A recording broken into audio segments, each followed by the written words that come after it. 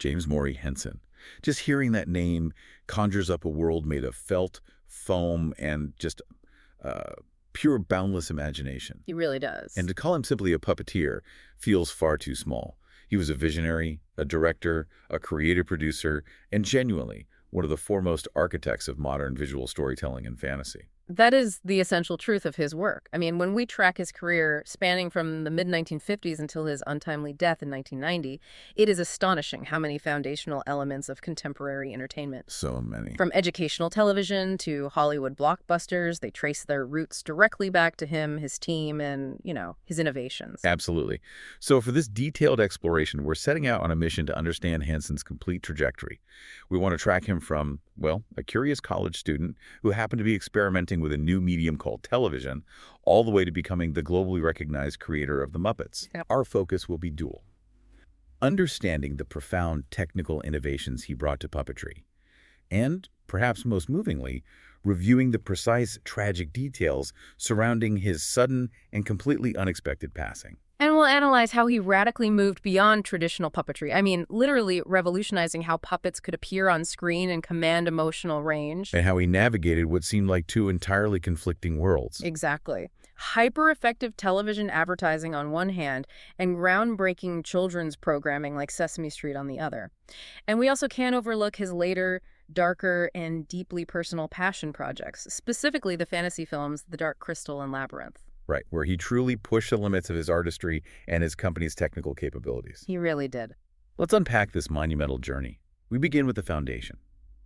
Jim Henson, born James Maury Henson, arrived in Greenville, Mississippi on September 24, 1936. His early childhood was spent in Leland, Mississippi, before his family relocated to University Park, Maryland, near Washington, D.C. And the sources make it clear that the most defining moment of his formative adolescence was linked to a piece of technology that was just fundamentally reshaping American domestic life. And that moment was the arrival of the family's first television set. It completely captivated him. You have to remember the context of that period. Oh, absolutely. Television was not yet fully defined. It was a wild west of new programming concepts. Henson was a teenager entering his creative period just as this medium appeared, giving him, a blank slate to experiment on. And his early influences show that he was already looking beyond pure visual art. He was heavily influenced by radio personalities like the ventriloquist Edgar Bergen. Right, who proved that voices and characters could create these vivid mental pictures. An artist Henson would later dedicate one of his most important films to. He also closely studied the work of early television puppeteers like Bert Tillstrom, creator of Kukla, Fran and Ollie, and the pioneering work of Bill and Cora Baird. And this exposure informs his entire approach.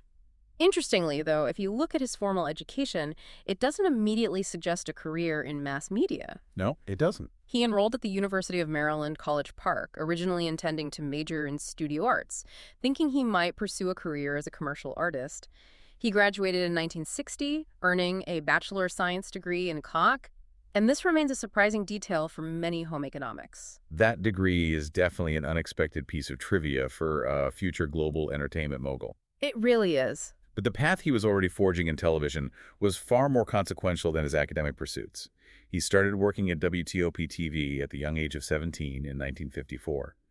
He was hired primarily to manipulate marionettes for a local Saturday morning program. And while that initial job was extremely brief, I think it only lasted 3 weeks, it served as a crucial entry point. His demonstrable talent was quickly recognized, and he secured a referral to WRC-TV, which was the local NBC affiliate in Washington, D.C. Then that move to WRC-TV is where the true genesis of the Muppets began, leading to the creation of Sam and Friends. Right. This was a highly experimental show. It ran from 1955 to 1961 as a short, quirky 3 to 5 minute nightly segment. This was effectively the laboratory where the fundamental prototypes of the characters and the technical styles that would define his career were born. And crucially, this is the period where the early prototypes of Kermit the Frog emerged. Very beginning. The very beginning. And equally important on the business and creative front, Henson met Jane Niebel in a college puppetry class. She was a foundational collaborator in those nascent years. They co-founded Muppets, Inc. in November 1958, signaling their serious intent to turn puppetry into a business, and they married in 1959. And while Jane later stepped back from performing, to focus on raising their 5 children. Her role in establishing the company was absolutely vital. So vital. Let's spend some time analyzing what the sources identify as the core technical revolution Henson enacted during this early period, because this is what fundamentally differentiated his work from everyone else's. Prior to Henson, television puppetry, much like stage puppetry, often meant filming a static puppet show from behind a miniature stage, a proscenium. All right, that little box frame. Exactly. Yeah. And Henson completely discarded that antiquated model. His innovation was truly a leap forward, specifically for the medium of television. He completely embraced the camera lens, recognizing its unique power. He didn't film a puppet show. He created characters designed for the camera. He used the camera dynamically. Right, to engage with the characters, employing close-ups that were impossible on stage. He realized that television could give puppets life and sensitivity in a way that stage puppetry, with its necessary distance, just could not. And this dynamic camera work was only possible because of his material science innovations. The traditional puppet theater, especially European styles, relied heavily on carved wood. And wood is rigid, it's heavy, and it reflects light harshly. So Henson shifted entirely to softer, flexible materials like foam, rubber, fleece, and various fabrics. And this material shift allowed for several crucial things. First, the foam was lightweight, which enabled the puppeteer to use their hand inside the puppet as a mechanism. Which gives you so much more control. A level of fine motor control previously unheard of. And second, it allowed the puppeteer to achieve a significantly wider range of expression, since the mouth could be moved much more fluidly and accurately synchronized with dialogue or music. And he also noted something about the light, didn't he? He did. He said these softer materials absorb light much better, avoiding the distracting glare that traditional hard puppets often produced under stage lights, which made them look much more real on those old black and white television screens. It also changed the physical relationship between the performer and the camera. Because his puppets were manipulated from below the set, with the performers often lying down or working from below, the character could be framed in a close-up that just filled the screen. So the viewer, therefore, never saw the limitation of the stage. The puppet simply was the character, talking directly to the audience. Henson himself was very clear that many traditional puppeteers built very stiff puppets. If the puppet can barely move, you get very little expression, and the performance is flat. He wanted puppets that could reflect the flexibility and nuance of the human hand manipulating them. That's it. That combination of dynamic camera work and flexible foam is the defining aesthetic foundation of the Muppets. And the most iconic example of this humble, flexible start is Kermit's origin story. I mean, the very first Kermit prototype illustrates just how resourceful Henson was. Oh, it really does. He was constructed from incredibly simple, accessible materials. Like what? A halved table tennis ball for the eyes. Seriously. Seriously? Fabric cut from his mother's old coat, and denim from a pair of jeans that formed the sleeve for the puppeteer's arm. You're talking about a character that would later sing an Oscar-nominated song, starting life as recycled household objects. It speaks volumes about the early, low-budget, highly creative ethos. And just to address the nomenclature, the name Muppet. Henson confirmed it was a portmanteau, a combination of the words marionette and puppet. Which is a little bit ironic, isn't it? It's slightly ironic because many of his key creations were hand puppets or rod puppets, not marionettes controlled by overhead strings. But the name stuck, and it served its purpose, encapsulating his belief that he was innovating beyond the traditional forms and techniques available at the time. This innovation would soon be deployed to sell products, and surprisingly, sell them through aggression. After Sam and Friends concluded in 1961, the majority of Jim Henson's creative energy throughout the 1960s was spent in the world of television commercials. Right, that's where the money was. He realized that this was where the consistent funding was and where he could continually hone his unique style for a mass audience. He moved his base of operations to New York City in 1963. And while he focused on the business, his partner Jane shifted her focus to their rapidly growing family. But this commercial period was crucial for building the core artistic team that would execute his vision for decades. 2 additions during this era were just absolutely instrumental in shaping the humor and identity of the Muppets. Those were writer Jerry Jewell, whom he hired in 1961, and performer Frank Oz, hired in 1963. Oz, in particular, became Henson's performing partner and comedic foil. A legendary partnership. Legendary. Henson credited both of them with developing much of the subsequent humor and character of the Muppets. Their performing partnership created iconic pairings that relied on their synergy. Henson's gentle, nervous characters contrasted perfectly with Oz's bombastic, assertive ones. You see it with Bert and Ernie. Exactly, exemplified by Bert and Ernie, and later, Kermit and Miss Piggy. And this commercial period gave birth to one of the most controversial, yet hyper-effective advertising campaigns of its time, the Wilkins Coffee campaign. Really? The sources indicate that between 1957 and 1961, he produced an astonishing number, over 300 of these short, hyper-compressed 7-second spots for the local Wilkins Coffee Company in Washington, D.C. The genius of the campaign was its shocking simplicity and humor. It featured two Muppets, Wilkins, who would praise the coffee enthusiastically, and Watkins, who would express hatred, reluctance, or indifference toward the product. And Watkins' honest rejection was always met with immediate, dramatic, and often cartoonishly violent physical retaliation from Wilkins. We're talking about Muppets being shot out of cannons, being flattened by hammers. Smacked across the head with baseball bats, or bombarded with pies. It's a very aggressive, almost anarchic style of humor, completely at odds with the gentle nature of his later work. Yet they were a massive hit. Henson later articulated their strategy. They recognized that most ad agencies were using a repetitive, didactic, hard sell model. Right, treating the audience like they needed to be educated about product features. Exactly. Henson moved away from that entirely. He succeeded by making the audience laugh first. He realized that a brief, surprising, and memorable moment of entertainment was more effective than a lengthy sales pitch. And that success wasn't confined to coffee. That format was just instantly marketable. It was. They were immediately remade for other regional companies across the country, selling everything from bakeries and beverages to oil companies.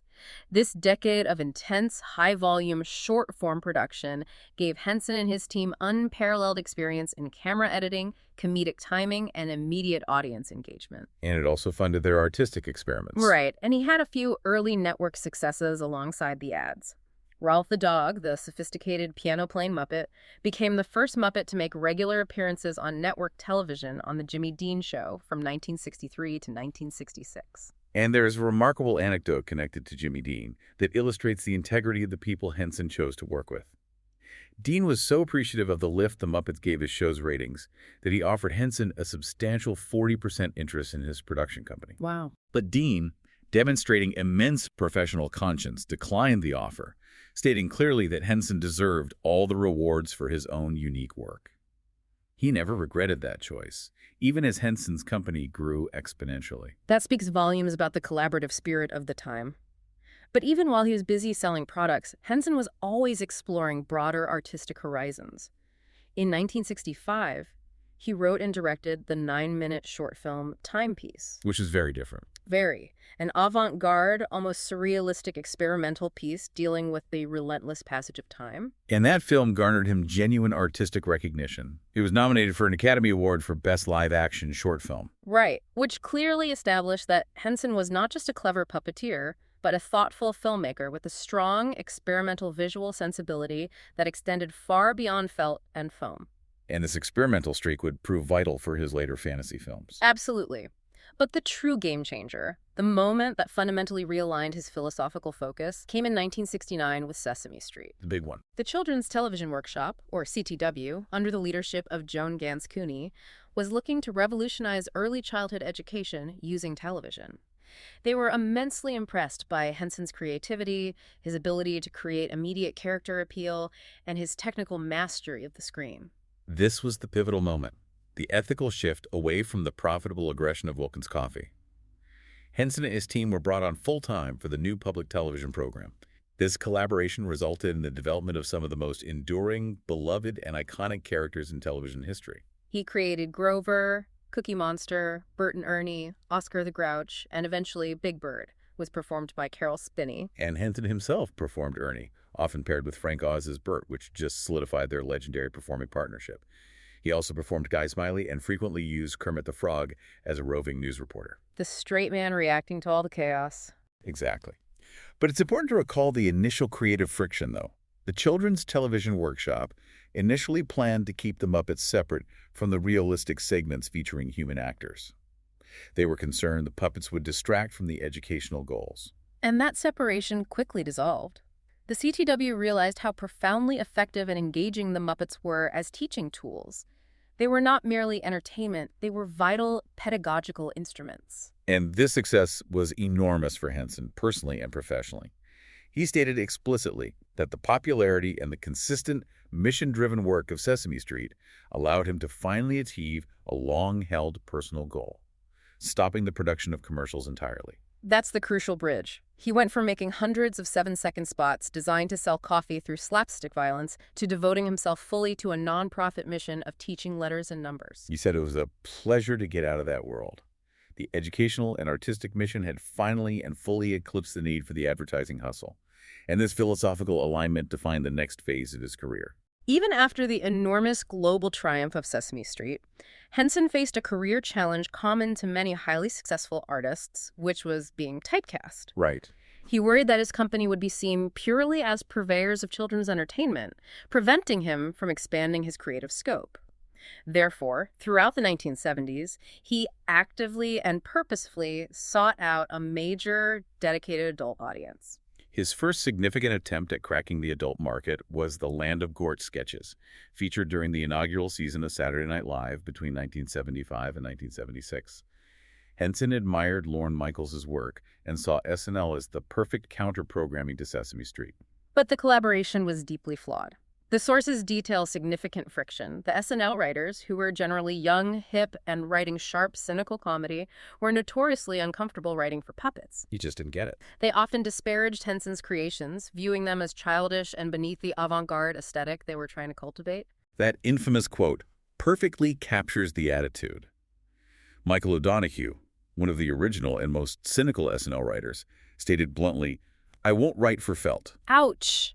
It was a cultural clash between Henson's sincere, gentle brand of humor and the aggressive satire favored by the SNL team. Henson eventually admitted that what he and his team were trying to do with Gorch and what the SNL writers could provide never gelled. They struggled with the logistics, the required time commitment, and the tone. But that failure, however, was a critical redirection point. Instead of retreating, it forced him to rethink the format for his own dedicated adult vehicle, which led directly to his next global phenomenon. Exactly. When Henson pitched his idea for a weekly Muppet variety series to American networks in 1976, they universally rejected it. Still saw him as the kids guy. Completely. They were still fixated on the idea that the Muppets only held appeal for kids, viewing him as a children's educator, not a comedy producer. So, Henson took a massive business risk and looked overseas. He successfully pitched the show to the British impresario Lou Grade, the head of ATV, who provided the crucial financing. This led to The Muppet Show, a series that, due to Grade's involvement, was shot entirely in the UK at ATV Elstree Studios and then syndicated globally from 1976 to 1981. And this business model, shooting overseas and selling the show directly to local stations worldwide, allowed him to bypass the control and constraints of American network programming entirely. It was a revolutionary business move. It meant the content could be more experimental, tailored to a global adult sensibility, and less beholden to typical U.S. network time slots and production schedules. The resulting show was an international sensation that the American networks had completely underestimated. And The Muppet Show was an absolute showcase of Henson's multifaceted talent. He served as producer, co-director, and performer of a staggering array of characters. I mean, the list is incredible. Kermit, Ralph, Dr. Teeth, the cantankerous Waldorf. Often paired with Frank Oz's Statler, yeah. The often explosive Swedish chef, Link Hogthrob, and the newsman. And his team offered a fascinating insight into his leadership style during this high-pressure period.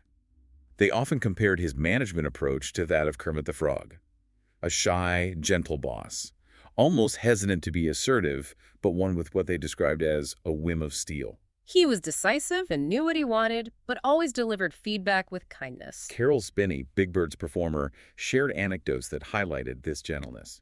If Henson genuinely disliked something, he wouldn't yell. He would simply go, and leave the performer to figure it out. And if he liked it, he would say, lovely.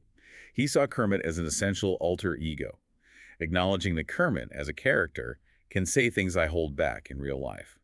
The chaos of the Muppet Theater needed Kermit's nervous leadership, just as the Jim Henson Company needed Henson's quiet determination. The success of the television show naturally paved the way for the big screen.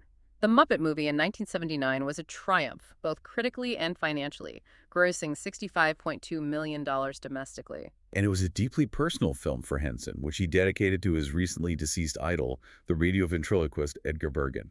And that film left an indelible mark on cultural history by introducing one of the most cherished songs of all time, Rainbow Connection, sung by Kermit.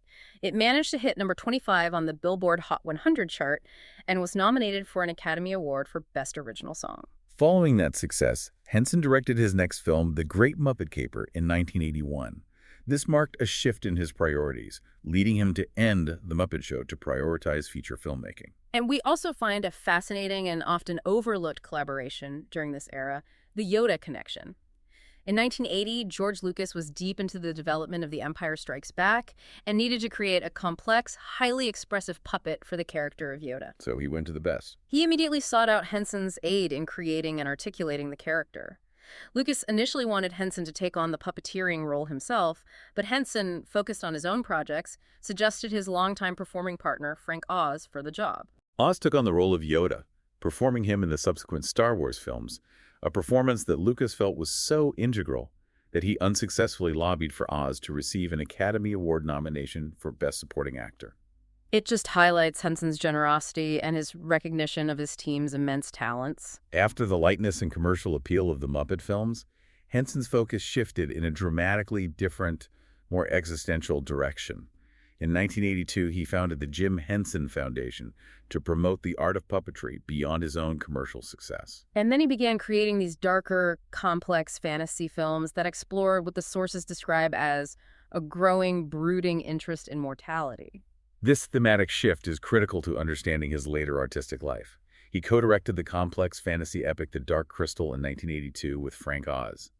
Henson moved away from the comedic, foam-based style and insisted on an unprecedented level of puppetry realism. Right. They used the conceptual artwork of Brian Froud for the creatures, aiming for a visual world that was entirely puppet-driven, but that felt ancient and entirely real. And the narrative of The Dark Crystal explicitly dealt with heavy themes. Duality, the struggle between good and evil, the fragmentation of the self, and the necessary reunification before death. A profound departure from the meta-humor of The Muppet Show, and while it initially struggled financially in theaters, it was hailed critically and later gained a massive following and immense revenue on the emerging VHS home video market, solidifying its cult status. He followed this up by directing Labyrinth in 1986, this time alone, starring David Bowie, and featuring his most elaborate creature work to date.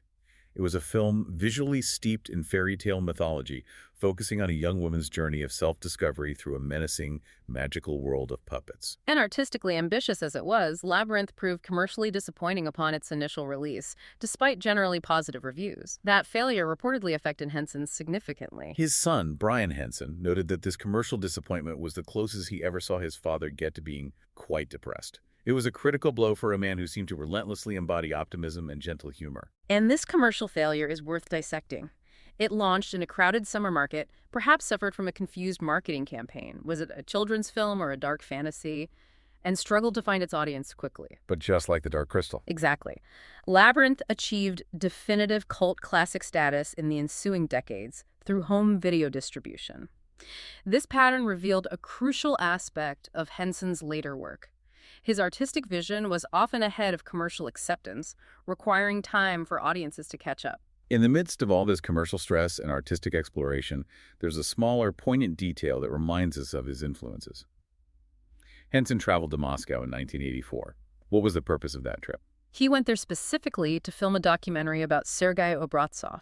Obraztsov was a highly respected Soviet puppet master who had been a significant idol of Henson's since his teenage years, profoundly influencing him through Obraztsov's 1950 book, My Profession. So he was honoring his roots.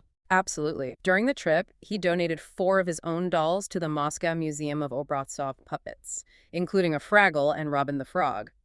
It just showed that despite his global fame, he never forgot the traditional artists who had inspired his own journey.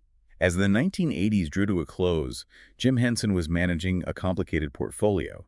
He continued the beloved children's work with successes like Fraggle Rock and the animated Muppet Babies, but he was also pushing to create sophisticated material for mature audiences. He returned to television with projects like The Storyteller in 1988, which focused on classic folklore and utilized highly intricate creature work. It was successful, won an Emmy. The following year, he attempted a more ambitious return to variety television with the Jim Henson Hour. The goal was to blend traditional Muppet humor with the complex, sometimes darker material he was interested in.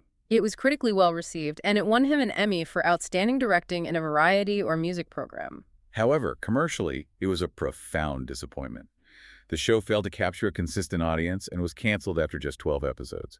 And Henson openly attributed the failure to the network, NBC, blaming their constant rescheduling of the program, which he argued prevented viewers from finding it.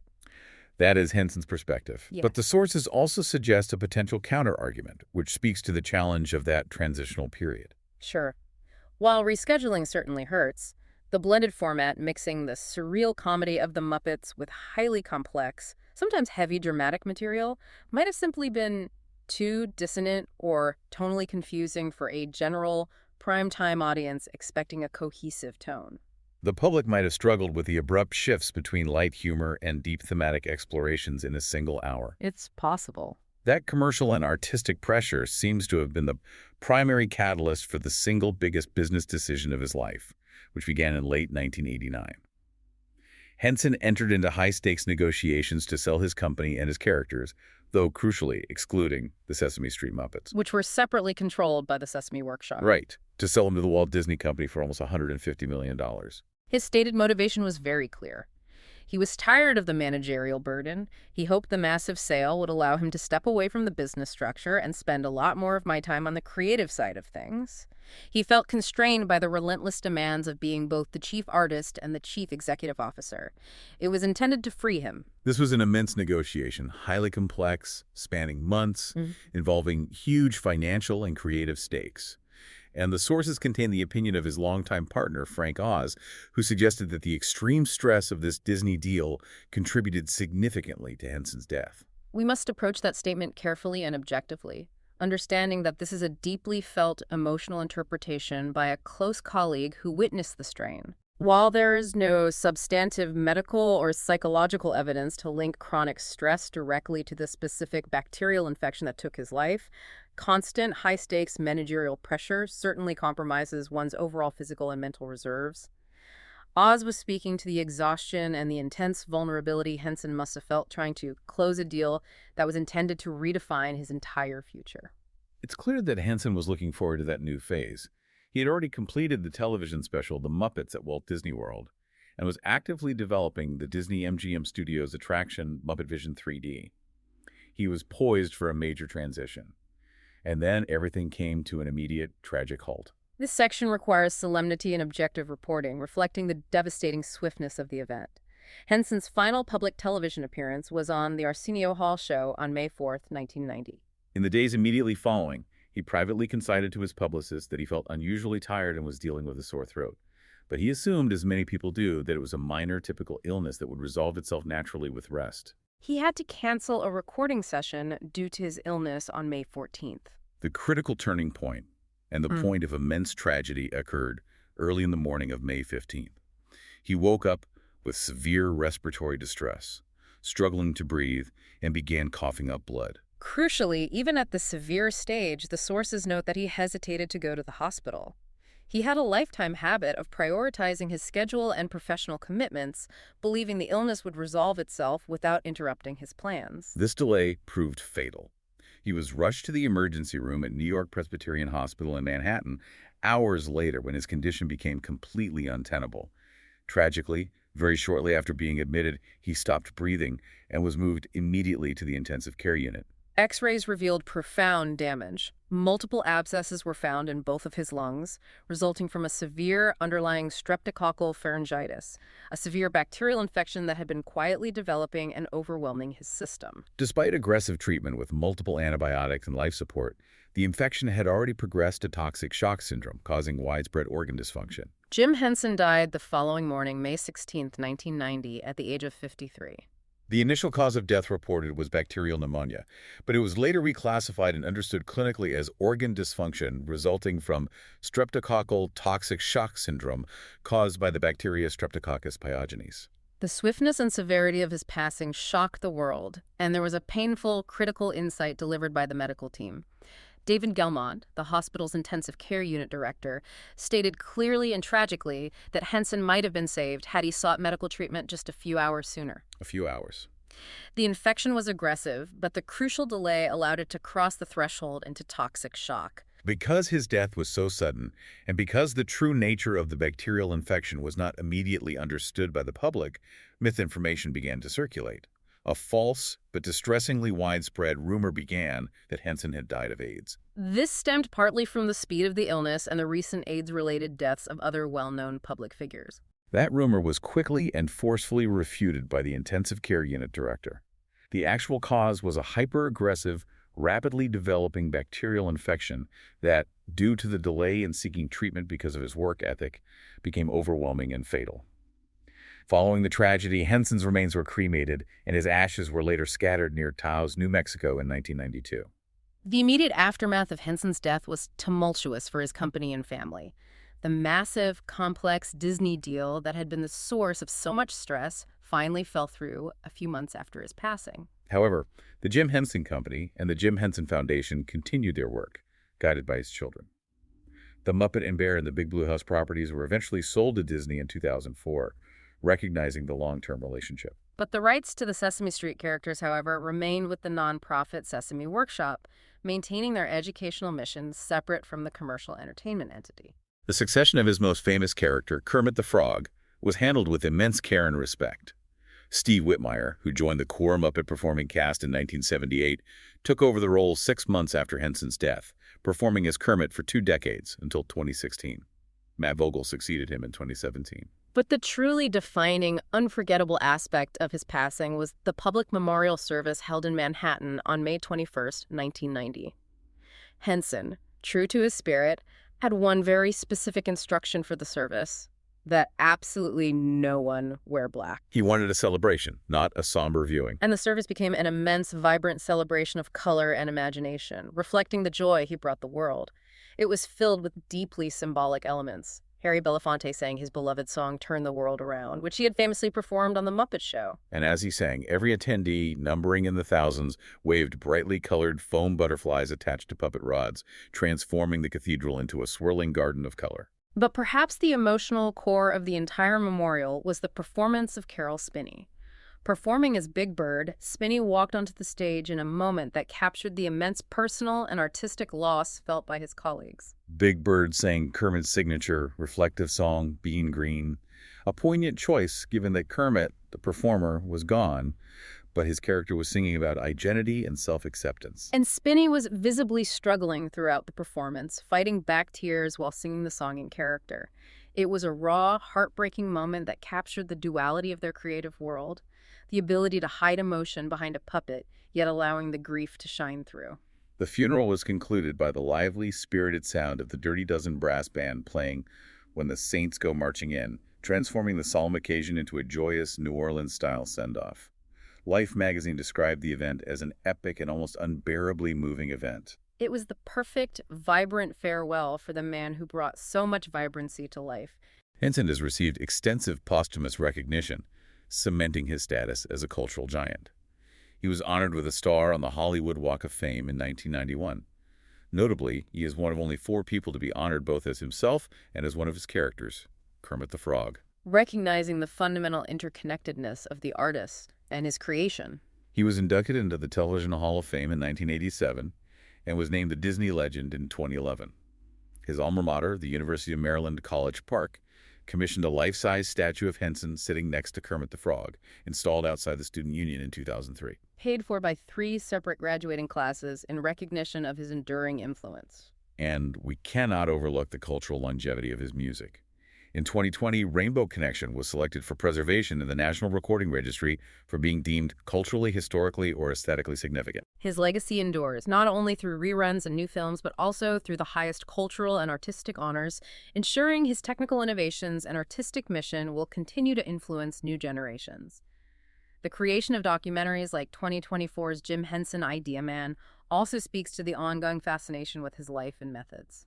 So as we synthesize this monumental career, what we ultimately see is a genius who masterfully combined technical innovation, the soft foam materials, the dynamic camera techniques, the logistical triumph of global syndication with timeless humor and an unwavering artistic drive. He fundamentally and permanently changed both children's educational media and adult entertainment. And the painful irony remains the stark contrast between the vibrant, flexible, imaginative worlds he spent his life constructing, and the swift, unforgiving end brought by a hyper-aggressive bacterial infection. He was a creator who tirelessly valued control over his output and schedule, but was ultimately taken by a natural force entirely beyond his control, simply because he was tragically a few hours late in recognizing the severity of the threat. This exploration reveals a career defined by finding a higher purpose.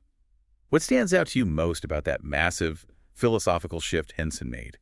The moment he transitioned from focusing on the highly profitable short-form advertising, where he had achieved major aggressive success selling products, to suddenly devoting himself entirely to the fundamental educational and artistic mission of Sesame Street. That decision, to value mission over maximizing profit, truly defines his legacy. It absolutely does, transforming a businessman into a revolutionary artist. Thanks for listening.